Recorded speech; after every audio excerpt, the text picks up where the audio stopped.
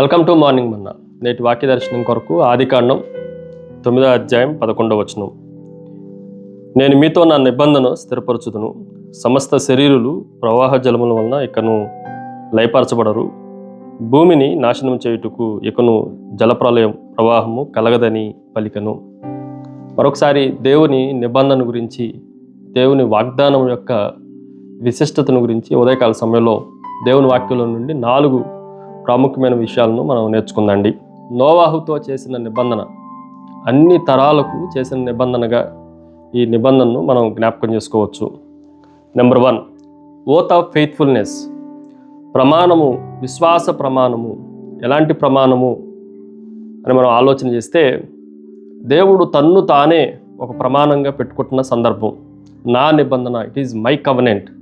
ఈ మాటను మనం జాగ్రత్తగా ఆలోచన చేస్తే, దేవుడు ఇంకా గొప్పవారితో ఒడంబడిక చేయట్లేదు. ఆయన ప్రమాణము ఆయనతోనే, ఆయన పేరు మీదనే జరుగుతుంది అన్న సత్యాన్ని మనం గ్రహించాలి. దైవికమైన హామీ గురించి ఈ వచనం మనకి మాట్లాడుతూ ఉంది. అంత మాత్రమే కాదు, ఈ వచనం యొక్క నిబంధన, ఒడంబడిక, అది విశ్వాసముతో, దేవుని యొక్క విశ్వాస్యతను బట్టి అది పలకబడుతుంది అన్న సత్యాన్ని మనం గ్రహించాలి. రెండో విషయాన్ని మీకు జ్ఞాపకం చేస్తాను. Overcoming wrath. దేవుని ఉగ్రతను అధిగమించుట. జలప్రలయం దేన్ని చూపించింది అని మనం ఆలోచన చేస్తే, మానవుడు దేవుని మాటను ధిక్కరించి భయంకరమైన పాపము చేసినప్పుడు దేవుని ఉగ్రత జలప్రలయం వలె తీర్పులాగా భూమి మీదకి రావటం మనం చూసాము. కానీ తీర్పు అయిపోయిన వెంటనే, ఉగ్రత అంతా అయిపోయిన వెంటనే దేవుడు మరలా ప్రజల మీద తన దీర్ఘకాలమైన దయను, కృపను కుమ్మరిస్తున్నాడు. కాబట్టి ఈ నిబంధన స్థిరపరచబడుతుంది అన్న మాటను మనం జాగ్రత్తగా ఆలోచన చేయాలి. మూడో విషయాన్ని మీకు జ్ఞాపకం చేస్తాను. It is a open covenant. బహిరంగ నిబంధన. ఈ బహిరంగ నిబంధనను మనం ఆలోచన చేస్తే, సమస్త శరీరులు ప్రవాహ జలముల వలన ఇకను లయపరచబడరు. సమస్త శరీరులు అంటే జీవము కలిగిన ప్రతిదీ.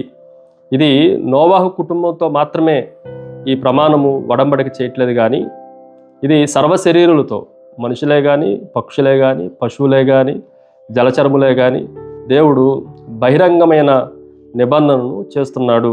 ఆ నిబంధన స్థిరపరచబడుతుంది అన్న సత్యాన్ని మనం గ్రహించాలి. చివరిగా 4వది, ఆన్గోయింగ్ ప్రొటెక్షన్.